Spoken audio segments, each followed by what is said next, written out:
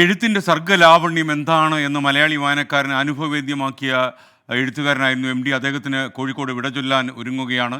ഇടതുപക്ഷ മുന്നണി convener TP. Ramakrishnan അദ്ദേഹത്തെ ഇങ്ങനെയാണ് അനുസ്മരിക്കുന്നത്. ഇപ്പോൾ പ്രശസ്ത എഴുത്തുകാരി സാറ ജോസഫ് മാധ്യമങ്ങളെ കാണാൻ ഒരുങ്ങുകയാണ്.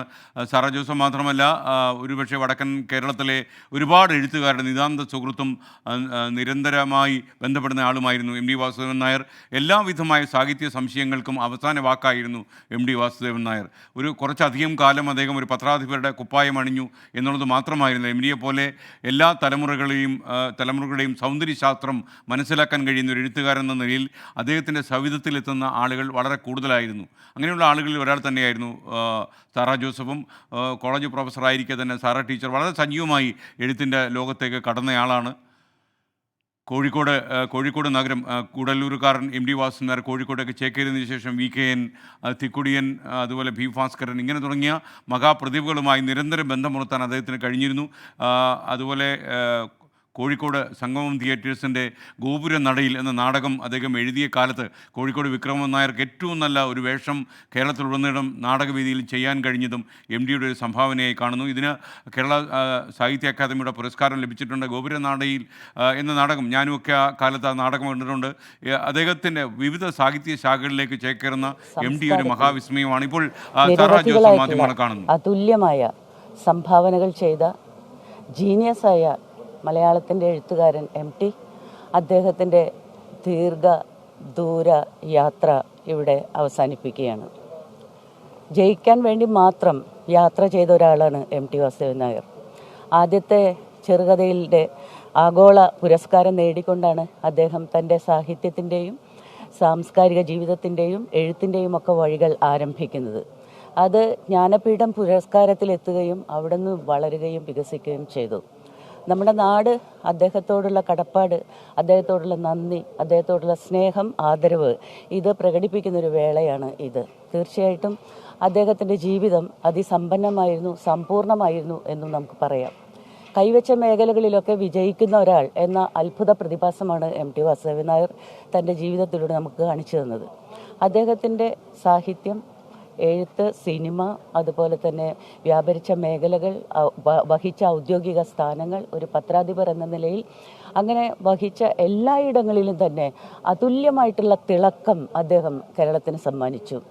നമുക്കറിയാം, പിന്നെ അദ്ദേഹത്തിൻ്റെ ഒരു സാംസ്കാരിക ജീവിതം കൊണ്ട് മാത്രമല്ല, അതിനിർണായകമായ കേരള സമൂഹത്തിൻ്റെ ജീവിതത്തിൽ നടത്തിയ ഇടപെടലുകൾ നമുക്ക് വഴികാട്ടിയായിരുന്നു. പ്രത്യേകിച്ച് എനിക്കൊക്കെ അദ്ദേഹത്തിൻ്റെ കൂടെ ഇപ്പോൾ മാറാട് കലാപമുണ്ടായ സമയത്ത് സമാധാന സന്ദേശവുമായി അദ്ദേഹം മുന്നേ നടന്നപ്പോൾ അതിൻ്റെ പിന്നാലെ ഓരം ചേർന്ന് പോകാൻ എനിക്ക് അവസരം ലഭിക്കുകയുണ്ടായി. അതൊക്കെ ഹൃദയത്തിൽ നമ്മൾ സൂക്ഷിക്കുന്നത് നമുക്ക് ഈ സമൂഹത്തിൽ എന്ത് ചെയ്യാനുണ്ട് എന്ന പാഠം അദ്ദേഹം തന്നതിൽ നിന്ന് തന്നെയാണ്.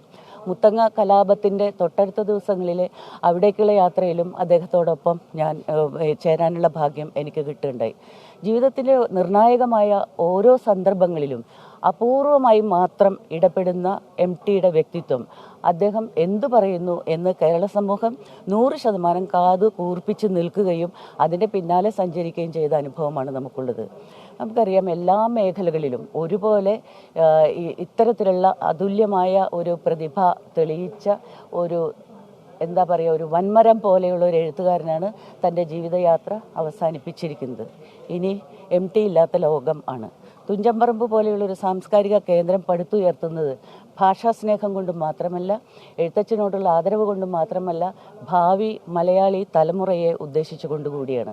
എന്താണ് മലയാളം എന്ന് നമ്മുടെ കുട്ടികൾ അറിയണം. എന്താണ് മലയാള സാഹിത്യം എന്നറിയണം. ആരാണ് എഴുത്തച്ഛൻ എന്നറിയണം. എന്താണ് സാഹിത്യം ജീവിതത്തിന് ചെയ്തുകൊണ്ടിരിക്കുന്നത് എന്നറിയണം. ഈ അറിവിലേക്കായിട്ടാണ് അദ്ദേഹം അത്തരത്തിലുള്ളൊരു സാംസ്കാരിക സ്ഥാപനം പടുത്തുയർത്തിയത്. ഈ സാംസ്കാരിക സ്ഥാപനത്തിൻ്റെ നടത്തിപ്പാകട്ടെ മറ്റാര് വിചാരിച്ചാലും ഇത്രയും ശക്തമായി, ഇത്രയും ജനാധിപത്യപരമായിട്ട് മുന്നോട്ട് കൊണ്ടുപോകാൻ കഴിയില്ല എന്ന് തന്നെയാണ് ഞാൻ വിശ്വസിക്കുന്നത്. അവസാനമായി ഒരു വാക്കുകൂടി, അദ്ദേഹത്തിൻ്റെ നിലപാടിൻ്റെ ശക്തി. തൻ്റെ ശരീരം പൊതുദർശനത്തിന് വെക്കണമെങ്കിൽ എവിടെയെല്ലാം വെക്കേണ്ടി വരും. കോഴിക്കോട് മാതൃഭൂമി ഓഫീസിൽ നിന്നും ടൗൺ ഹാളിൽ നിന്നും തുടങ്ങി സാഹിത്യ അക്കാദമി തൊട്ട് നിരവധി ഇടങ്ങളിൽ അദ്ദേഹം ഏറ്റവും മുഖ്യനായി നിന്നിരുന്ന നിരവധി ഇടങ്ങളിൽ അദ്ദേഹത്തെ പ്രദർശനത്തിന് വെക്കേണ്ടി വരും. അവിടെ തൻ്റെ സിത്താര എന്ന് പറയുന്ന വീട്ടിലേക്ക് അനേകായിരം തവണ നമ്മളൊക്കെ വളരെ സന്തോഷത്തോടുകൂടി ചെന്ന് സന്ദർശിക്കുകയും അദ്ദേഹത്തിൻ്റെ ഒപ്പം ഇരിക്കുകയും അദ്ദേഹത്തിൻ്റെ കാൽ തൊട്ട് വണങ്ങുകയും ഒക്കെ ചെയ്തിരുന്ന ആ ഇടത്തിൽ തന്നെ ആയിരിക്കണം എല്ലാവരും എത്തേണ്ടത് എന്ന ഒരു നിലപാട് അദ്ദേഹം എടുത്തതിൻ്റെയും ഒരു പ്രത്യേകത. ആരാണ് MT, എന്താണ് MT എന്ന് നമ്മളോട് മരണത്തിലും പറയുകയാണ്. അദ്ദേഹത്തിൻ്റെ ഈ അന്ത്യയാത്രയുടെ മുമ്പിൽ പ്രണാമമർപ്പിക്കുക. നമ്മൾ അദ്ദേഹത്തോട് എന്നും നന്ദിയും സ്നേഹവും കടപ്പാടും ആദരവും ബഹുമാനവും ഒക്കെ ഉള്ളവരായിരിക്കും. അങ്ങനെയുള്ള ഒരു ജനതയാണ് മലയാളി ജനത. ലോകത്തും സ്ത്രീപക്ഷപാതം പ്രകടിപ്പിക്കാൻ ശ്രമിച്ച എഴുത്തുകാരിയാണ് സാറാ ജോസഫ്. സാറാ ജോസഫ് MTയോടുള്ള എല്ലാ ആദരവും പ്രകടിപ്പിച്ചുകൊണ്ട് സംസാരിക്കുകയാണ്. പറയേണ്ടിടത്ത് പറയുക എന്നുള്ളത് MTയുടെ നയമായിരുന്നു. ആവശ്യമില്ലാതെ കിടന്ന് പറയേണ്ട കാര്യമില്ല. പക്ഷെ പറയുന്നത് കൊള്ളണം എന്ന് വിചാരിച്ച് തന്നെയാണ് ഇപ്പോൾ ഈ അടുത്ത കാലത്ത് വരെ അദ്ദേഹം നടത്തിയ ചില രാഷ്ട്രീയ ഇടപെടലുകൾ കേരളത്തിൽ മുഴുവനും വഴികാട്ടിയായ ഒരു ഇടപെടലായിരുന്നത്. അത് അദ്ദേഹത്തിന് മാത്രം സാധിക്കുന്ന ഒന്നാണ്. പ്രശസ്ത എഴുത്തുകാരി സാറാ ജോസഫ് സംസാരിക്കുകയായിരുന്നു. അതിനിടയിൽ ഒരു വനജ പറയാണ്, MTയുടെ രണ്ടാം ഊഴം സിനിമയെ കാണാൻ അതിയായ ആഗ്രഹമുണ്ട്. എല്ലാവർക്കും ആ ആഗ്രഹം ഉണ്ടായിരുന്നു. പക്ഷേ പല കാരണങ്ങളാൽ ആ സിനിമയുടെ ചിത്രീകരണം നടക്കാതെ പോയി എന്നുള്ളതാണ്. വലിയൊരു സിനിമ പ്രോജക്റ്റ് തന്നെയായിരുന്നു. അല്പം മുമ്പാണ് ലാൽ ജോസ് ചലച്ചിത്ര സംവിധായകൻ MTക്ക് മുന്നിലെത്തി ആദരവ് പ്രകടിപ്പിച്ചത്.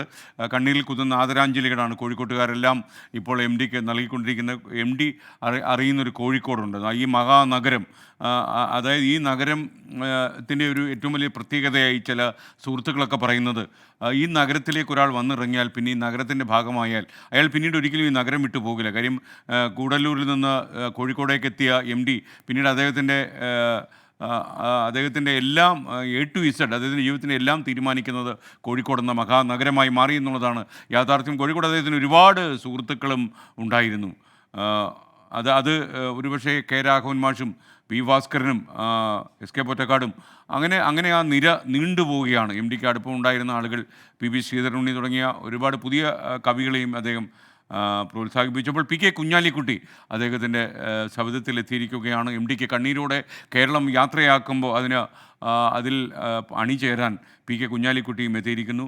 നമ്രചിരസ്കനായ അദ്ദേഹത്തിൻ്റെ ചേതനയേറ്റ ശരീരത്തിന് മുന്നിൽ നിൽക്കുമ്പോൾ കുഞ്ഞാലിക്കുട്ടി പോലുള്ള ആളുകൾക്ക് ഒരുപാട് ഓർമ്മകൾ ഉണ്ടാകും. കാര്യം കോഴിക്കോട് നഗരത്തിൻ്റെ ഹൃദയത്തിൽ എപ്പോഴും MT ഉണ്ടായിരുന്നു. അക്ഷര നഗരി എന്ന് കോട്ടയത്തെയാണ് വിളിക്കുന്നതെങ്കിലും അക്ഷരം കൊണ്ട് കോഴിക്കോടിനെ സമ്പന്നമാക്കിയ കുറച്ച് എഴുത്തുകാരുണ്ട്. അവരിൽ ഒരാൾ MT തന്നെയായിരുന്നു. അതിൽ തലതൊട്ടപ്പനും തലപ്പൊക്കമുള്ളയാളും MT തന്നെയായിരുന്നു. ഇപ്പോൾ നൂറുകണക്കിന് ആയിരക്കണക്കിന് ആളുകൾ ഇപ്പോൾ സിത്താരയിലേക്ക് പ്രവഹിച്ചുകൊണ്ടിരിക്കുകയാണ്. നാടിൻ്റെ നാനാഭാഗങ്ങളിൽ നിന്ന് ഇവിടെ അദ്ദേഹത്തെ ഒരു നോക്ക് കൂടി കാണാൻ ഒരുപക്ഷെ അല്പം കഴിയുമ്പോൾ MT ചരിത്രത്തിലേക്ക് ചേക്കേറും. അതിനു മുമ്പ് അദ്ദേഹത്തിൻ്റെ ചേതനയേറ്റ ശരീരം ഒരു നോക്ക് കാണാൻ വേണ്ടി ആയിരക്കണക്കിന് ആളുകൾ ഇപ്പോൾ ഈ സിത്താരയിലേക്ക് വന്നുകൊണ്ടിരിക്കുകയാണ്.